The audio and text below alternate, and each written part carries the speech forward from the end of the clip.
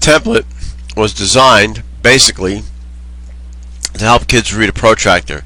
Every single student that I've run into, or every teacher that I work with, always says that kids have such difficulty reading a protractor. So this is a unique way to do this. One way you might want to do this is to make a transparency of this template. Have the kids estimate angles on their paper and then on their communicator, and then take that communicator and put it on top of the overhead, and basically you can see how close they get. But the underlying foundational kind of thing you're doing is you're teaching kids really how to read the protractor. So let's just take a look at what we can do with some of these problems. What I want you to do is click on print, and again you can print your template. Give every kid in class a template, or as I said before, you can make a transparency out of it and don't give them the template until the very end. Or the other way to do it is just give them the template, have them put it face down so they can't see the protractor, have them use the communicator to estimate the angle, then turn the template over, and then have them measure it to see how close they get. So let's see how we're going to do this as an example here. What I'm going to do is I'm going to take this and I am going to create an angle.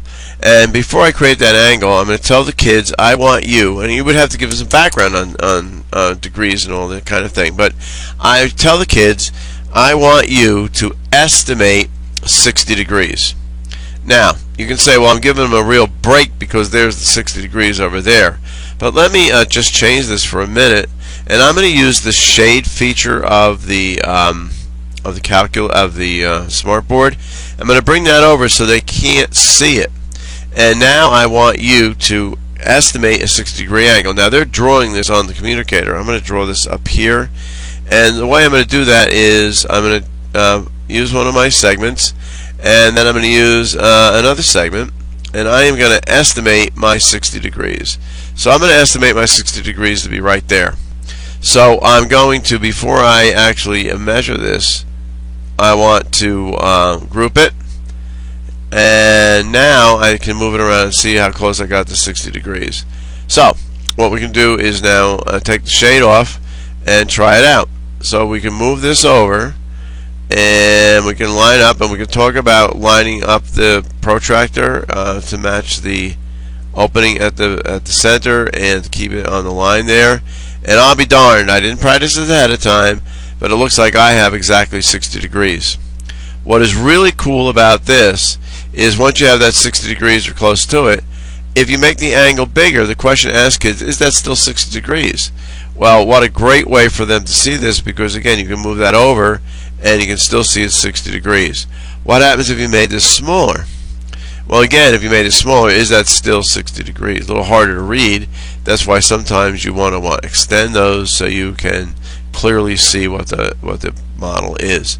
Now, other times you can have them estimate and be more specific. Let me just get rid of that one. You can have them see how lucky I am again. So again, I'm going to put this shade on so the kids can't see what I'm doing here, and I can't see it either. And I'm going to, this time, I want you to show me an angle of, oh, I don't know, let's say I say 125 degrees, but this time the vertex of the angle has to be on the right hand side when I look at it. So let's see how good I get with this one. So I take my one segment and I move down my next segment, and I am going to just see how well I'm going to do here. Let me just bring that up here, and I'm going to bring this down, match it there, and I need 125 degrees. So I know that's 90, and oh, I don't know, so I'm going to go right over there. It's my guess for 125 degrees. Let's see how close I got. I might have to move that over so I have a better angle. There we go. And I'm going to group it so the kids can see the grouping. And again, you can take the kids' communicator that they're drawing this on and put it on top of the transparency that you have on the overhead and match it up that way. But the point is, let's see how I did here. And I can drag over my angle.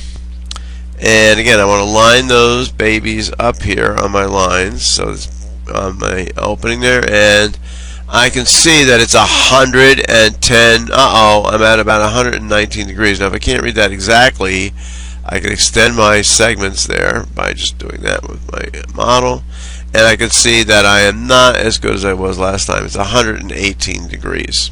Okay, so that's one way to do it. There are math tools that you can use that will help you measure as well, but I like the idea of the kid estimating the angle, because they get the idea. I know whether they know an acute angle and an obtuse angle, but they also are getting the idea of how do I read that on the protractor at the same time. So you can do another view of this is to just let them answer the questions as they're drawn up here.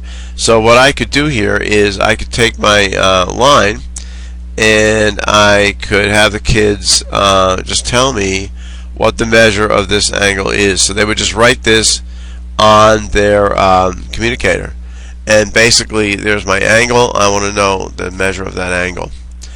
Great way, this estimation and using the transparency and using the communicators. They will kill themselves to try to get the angle to be exact without even looking at the protractor. But then you substantiate that by having them put the communicator on top of the transparency and checking the work, or just using your model that's up here, obviously.